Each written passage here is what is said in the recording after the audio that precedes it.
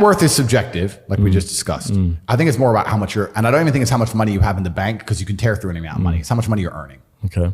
I think a good life costs about $1 million a month. Wow. That's a big figure. $1 million a month is a good life. $500,000 a month is doable, and you can still live good. But if you want to really truly live like the best human experience, it costs about $1 million a month. And is that earned income or income with your assets increasing? That's income that you have coming into the bank that you can spend. Okay, that you're taxed on as well. So it's slightly less than that, but depending where you pay tax. When I started my business, I was told by my mentor, what you've got to have a good life is 100,000 a month. That was 36 years ago. Well, it's pretty similar now, maybe inflation and stuff, but I can give you, it depends on the way you're living, right? Because I told this story before on another podcast, but Dan Bilzerian messaged me and he said, look, let's hang out. I was like, all right, cool. And I was in Bucharest. He was in France. So by the time, I only wanted to go see him for a day. So by the time I got the jet, I wanted my security team to come. So I had to get the 4 security team, and they came and obviously had to pay their wage. And I put the cars on the truck to make sure they were waiting for me there in case we would decide to go for a spin. And then I landed with the security team, and everyone needs hotels. It's 8 people in a 5-star hotel. And then you're on the ground. You have to rent these V classes, armored ones to look after you. And you go, you see Dan, you talk to him for an hour, you have dinner, and then everyone gets back on the jet. By the time I saw Dan in a 48-hour whirlwind, by the time we moved the cars, which I didn't drive, and security came, et cetera, you spent $400,000. You spend $400,000 to go see your friend. But it's very difficult for a government to even pretend to give a shit about the average person to me, because I understand how all this works. So the government comes along and decides to give out free money. The average person in the middle or at the bottom goes, wait, free money. Government cares about the poor person. No, they don't. Let's keep it very simple. Let's say they gave every person in the UK £1,000. They're either going to save that money, or they're going to spend that money, or they're going to, let's say, invest that money. If they spend that money, which is what 90% of them would do, it goes to corporations, making the corporations filthy rich. The stock price of Amazon during COVID went to the moon because everyone's sitting at home bored, just buying stuff, right? So there's less corporations than there are people. So let's say you give everyone in the UK £1,000. A lot of that money goes to one guy, Jeff Bezos. The rich get richer, just like before. Let's say they invest it. Well, they're going to invest it in what? The stock market? Well, that increases the share price of companies. Who owns companies? Rich people. Let's say for somehow 200 of these people are best friends and they're never going to argue, and they get together and they get £200,000 and they buy a house, for example. That's still going to raise the price of housing on that street. The house owners, the homeowners are going to get richer. The people who already own things, the asset owners, are always going to get richer. No matter what you do, the people who are poor are always going to get poorer, and the asset owners are always going to get richer. Yeah. And it's running away now to a point where the chance of buying a home on the average salary is near on impossible. I mean, you know some hacks, you know some things about it, et cetera, et cetera. But I don't know how people are surviving on this money. I still very much understood any business I'm going to launch from now on out, I need to find a way to get attention. Not in a negative way, not in an attention-seeking way, but that's what advertising is. Yeah, how do you get yourself out there? Yeah, how do I get attention in the world today, which is difficult? And then once I get that attention, how do I monetize it? Yeah. Because that's the world we now live in. Rihanna, when she launches a makeup brand, no one buys it because of the makeup. They buy it because it's Rihanna. She has attention. She can monetize it any way she chooses. Rihanna can launch a fucking clothing brand, makeup, sofas. Who cares? It's Rihanna. Yeah. She's going to sell, right? So that proves that we now live in an economy. We live in a world where the most valuable currency, the most valuable thing that exists is attention. It's extremely difficult to get because people's attention spans are lower than ever. Yep. Bro, they're non-existent.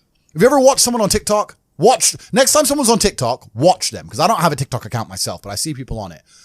How long do they give a video to interest them? Maybe a third of a second? They're like, not interested enough, move on. Bro, that quick. If you don't get my attention in 0.25 seconds, I'm not interested, right? That's how hard it is now. So, and it's getting harder and harder because the apps and the algorithms are retraining our brains to do that. Yep. So now we live in a world where if you can find a way to hack these algorithms and you can find a way to get attention, and there's lots of different ways to do that, then you can find a way to monetize it. And off the back of that, you can become a very, very wealthy individual. Just do it all at once. I mean, that's what I do. Yeah. I've had people come into my office and say, are you on a phone call and playing chess and reading a web page at the same time? I'm like, yes. I'll be reading what I need to read and on the phone and at the same time playing chess. Otherwise, my brain's not full enough. You need to be stimulated. Yeah. So, yeah, can I focus on one thing? Not easily. But am I massively successful doing enormous amounts of work? Yes, every single day. Yeah, so that's the most important thing. It's just staying within the parameters of of constructive. If what you're doing with your energy is constructive and you're within those parameters, then you're going to be massively successful anyway. I am scared about the fact that someday someone's going to say, you know what, this guy's causing too much problems, or he has too much influence. Can he just? Why wouldn't they do that Can he just already? crash his car? Can his jet just crash? Can we just get rid of this guy? Because it fixes a lot of issues. And then you have to sit and say, is my life worth more than the trouble I'm causing to these people? They don't give a shit about me. They don't give a shit about anybody. So you do get to a position where it's scary. And then you have to sit and decide, well, do I want to sell my soul to the devil and cuck? Or do I want to just shut up and disappear, which is also cucking? Or do you want to live for something? And do you want to die as a name as opposed to a number? People who are still dependent on the system will fight to defend the system. There are people who I will sit there and say to them, look, your university degree is a scam. They lied to you. I will show you how to make money. And their reply will be, no, I went to a good university. They are desperate. No, that degree means something. You work in Greg's, G. Doesn't mean, and shut up. They won't accept it, right? So certain people are not ready for the truth. People who are ready for the truth seek it and they find it. Well, also there's no light without dark and there's no joy without pain. You can't have a rainbow without a little rain. Exactly. And no matter how hard you chase pleasure and happiness, there's going to be dips and troughs in between. There's going to be come downs and downtrends. And you're going to have the juxtaposition between that time you were laughing your head off and acting giddish like a child and the time that you feel depressed as such. And I think it's much better to just adopt a very disciplined, stoic mindset. I'm always the same base level of happy regardless. If I lost all of my money today, I would be the same happy. Mm-hmm. If my net worth quadrupled, I'd be the same happiness. Yeah.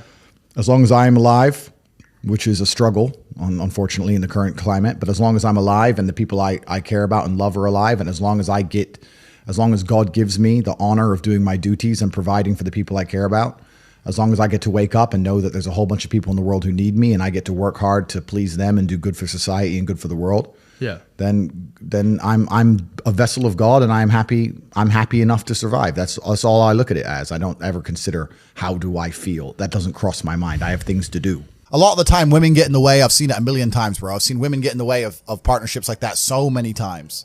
Because women don't like you having a strong masculine network because then you don't need them. They want you to need them. I'll help you. I'll be your partner. Bro, that's the biggest mistake. Don't even get me started. Biggest mistake you can make as a man is trying to start business with your wife or some shit. That's a headache. Why is that? Bro, I don't know who I'm going to offend or upset now, but this is how it goes. Because now you got two different battles you got the relationship you're trying to be in control of, and I got to deal with the business as well. Now it's different if you run the business and you hire her and she does a little bit of admin. Cool, that's fine. But I'm talking about, let's say 50-50 business partners. Yeah, let's say your chick goes, I want to open a beauty salon, and you pay for her to open a beauty salon. And now this beauty salon, you've put $1 million of your money in it, and it's not open on a Thursday. You're like, why isn't it open on Thursdays? Oh, I had a headache. What do you mean you had a headache, bro? I just spent $1 million. Yeah, but Claire's sick and I have a headache. And now you got the relationship. It's all messed up. This bitch is lazy. She thought it'd be like Sex in the City episode where she just drinks lattes and makes money. And she realized she had to actually do shit. You know what I mean? And it's all getting messy there. Whereas when you're with your boys and let's say you invest $1 million in something, it's not open on Thursday. You can go to his house and say, what the fuck's wrong with you? Don't be a bitch. You're a man. Yeah. You can just say, look, we need to open. You can't do that with chicks. It's hard. So even now, I've got 45 people who work for me and not a single one is a female, not one. I've a study I read about stress, and it was saying that stress has a placebo effect attached to it because the placebo effect is extremely powerful. So they found some of the most stressed people in the world, and they split them into two groups. And they're all equally stressed. They all have a bunch of cortisol in their blood. Yeah. The people who believed that stress was bad for you and that stress can hurt you, and they believed those media articles, were dying earlier. They were having heart attacks and they were having stress-related illnesses. The people who believed the opposite, who just said, stress is part of being successful. I like stress. When I feel stressed, I do my best. It makes me anxious. It turns my brain on. I like being stressed. Lived longer than average. Yeah. The point is, the same drug, how you look at it and how your body anticipates it, how you feel about it, affects the real world results. I don't think motivation is a real thing. I don't believe in motivation as a concept. I think discipline is real, and I also think discontentment is real. And I don't think it's possible for anybody to stay in a scenario where they're truly uncomfortable. If you fall asleep on your arm and your arm really starts to hurt, even in the deepest sleep, you're going to wake up and move your arm. If you sit there and your life has been in a rut for 7 years, you are semi-comfortable in that rut. Sure, there's days you're pissed off. Sure, you're semi-annoyed by it, but there's also days where you just play video games, eat pizza, and you're kind of cool with it and it's no big deal. If you were truly unhappy and uncomfortable and discontent with your scenario, you wouldn't be in it. So I don't believe there's anybody who's truly, when I was broke, I couldn't sleep. Yeah. I'm not saying that. Please understand me. When I was broke, I couldn't sleep. I'd be trying to go to bed thinking, how the fuck these people have Ferraris? I want a fucking Ferrari. I couldn't sleep. If I had to open a coffee shop, if I sit in a coffee shop, right? If I sit in Starbucks, the whole time I'm in there, not only am I thinking about how they got the money from me and how much I spent, I'm thinking about how I could outcompete them. I'd sit there and go, okay, cool. I'm in Starbucks. I spent £5.68. I got a latte and I got a donut, and I'm sitting here. And that business place, that commercial property right across the street is available for lease. How could I outcompete this coffee shop, which just took my money? What's the profit margin on this £5.68? How much did this cost them? The coffee, pennies. Donut, 30p maybe, right? How much is the staff? They pay the staff minimum wage £8 an hour. So I've already paid half. I've already paid 30 minutes work from that brokey, the wage. Yeah. She's there for another 30 minutes for free, right? How much is the rent? How much is the business rates? If I had to open up there, how would I attract people to come into my shop as opposed to their shop? They got a big brand name. I'm brand new. Okay, well, the bitch working here is ugly. My one's going to be hot. Boom. That's the beginning. Next thing, do they have any signage outside? No. I'm going to try and put some signage outside. Do they have parking? No. I need parking. But you need to start thinking about how you can convince people to give you their money as opposed to giving it to the places they already give it. Different analytics. And once you do that, people say, I can't think of how to make money. If you start doing that for a year and just keep a notepad, you'll have 100 ideas of how to make money. You'll sit there and go, there's a place here that's doing this and we could do it better this way. This place online is doing this. We can do it better this way. And then to get them all done, what do you need? Network. You need people. It's all about people. Then you need to either go in the war room if you want to join, or have your people around you and say, okay, we can make money with this. Who's going to do it? Who's not lazy? Who's getting up at 4 a.m. tomorrow? Boom, let's get it done. So there's unlimited ways to make money, but most people go through life and their money is taken from them and they don't even identify how they got tricked out of it. They're just happy with it. Yeah, they just have, how did I spend 16 grand in Cirque last night? Oh, because my ass got drunk. How'd they get me drunk? Well, because the guy, when I first bought the first bottle of champagne, was there on the table, pouring, putting it in my hand, got me drunk, then I spent 16 grand on bottles. That's how they got my money. So if I open a club, I need to make sure when people first come in, they get fucking hammered. Nobody thinks about it that way. Nobody thinks, how did they get that out of me? Right? Why am I spending $2,000 for dinner in Novikov? Is it the food or is it the fact that I'm in Novikov and tag myself in Novikov? You have to identify how you're getting famoosed, how you're getting finessed. That's how you do it. But most people just walk through life getting finessed left, right, and center, giving all their money up. And they're like, oh, how did that happen? You got to learn to finesse other people. Yeah, but it's not finessing in a negative way. It's in a good way. It's a good way. You have to take money from other people. That's the only way you're going to make money. Yeah. You have to take it. There's a pimp, and he said a really intelligent line. He said, business is just other people's money. That's all business is. I want to start a business. So you want other people's money. That's what you want. So how are they going to give it to you? You have to think about it. Nobody thinks about it. And the easiest way to think about it is to think how you're giving yours away. That's a mental model you should adopt. Yeah. And you'll end up with loads of business ideas. Business ideas are everywhere. It's just execution, which is difficult. Your ability to speak freely is directly correlated to your insignificance. When nobody listens to you, you can say what you want. If you get a platform and start talking, you will learn very quickly how you're not allowed to say what you want because people are listening. You're free to talk in an empty room. You're not free to talk to millions of people who are paying attention to you.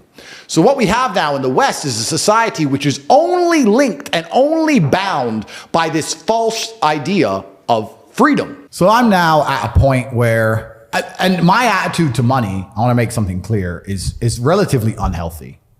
I have no respect for money. There are people who are much smarter with money than me. I don't have any respect for money at all. I don't believe in saving money.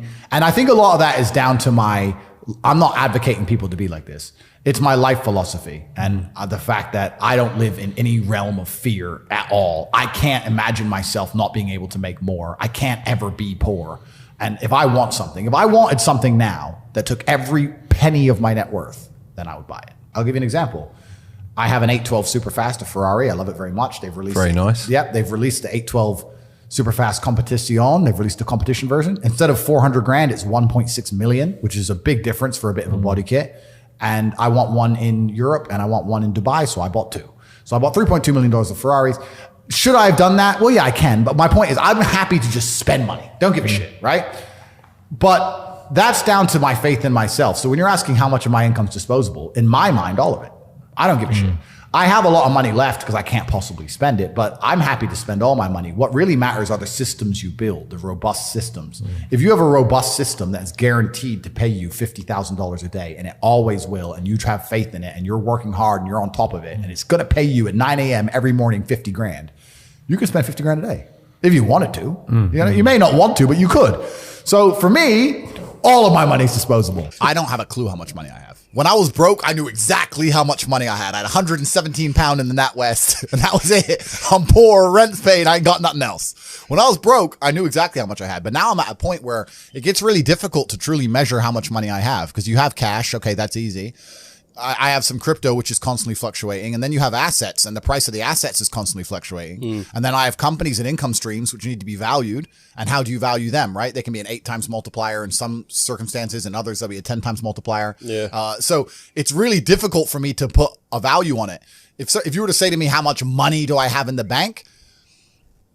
But then even then, because I've got to be careful what I say on this podcast. But even then, once you have a healthy respect for money, once you get past a certain amount of money, you don't need it in the bank. Like there's no point in me having 50M liquid in the bank. Why? What am I going to buy? You know, you're like, as long as you have whatever you have in the bank to run around the world with, you have enough. So you try and put that money to use, right? You buy assets, XYZ.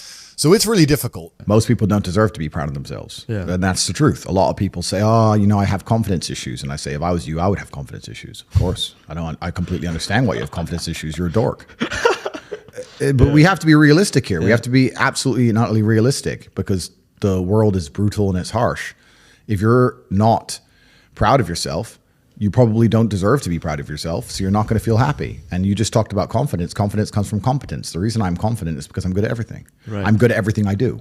The things I'm not good at, I'm not confident in, of course. And I know what they are. I don't do them very often. I've now created my reality to the point where I don't do anything I'm not good at. You just hire. I either hire or I just don't want to do it. Like I don't play darts. Yeah. I'm not good at darts, right? I do what I'm good at. Yeah. So yeah, I'm absolutely and utterly confident because I'm absolutely and utterly competent, and that takes practice and discipline and motivation, and you need to fail a few times. You need to get up. And like I said earlier, when I learned my entire mindset in professional fighting and chess, the two combined, that's how it comes down to. And when people say, oh, I have confidence issues, usually I can look them up and down and say, yeah, if I was you, I would completely and utterly struggle with confidence issues.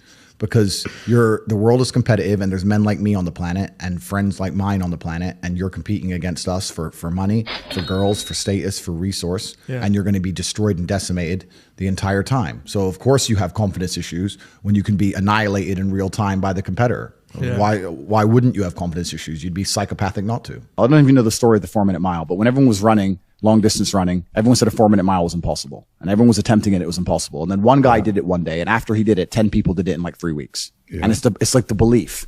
So I think a lot of people when they're canceled go, I'm done. Now, nobody else has I will sit here and openly say my network and the things I do and the unique way I approach it, and the war room and the organization I have and the money I have and the influence I have is unique. Most people don't have that. However, people will have the morale to go, I've been canceled, but you know what? I'm not quitting. Doesn't matter. I'm not giving up. All right, just make a new account. Bang, back to work, back to work, back to work. And on a long enough scale, if enough people do that, there will be inertia and momentum behind it, which will make a shift in the universe. It will attack the matrix in real time. It's belief. I have a question. It's belief. You must believe. I believe in you. You must, no, but you must believe. I fucking believe in you, bro. That's Andrew, the key.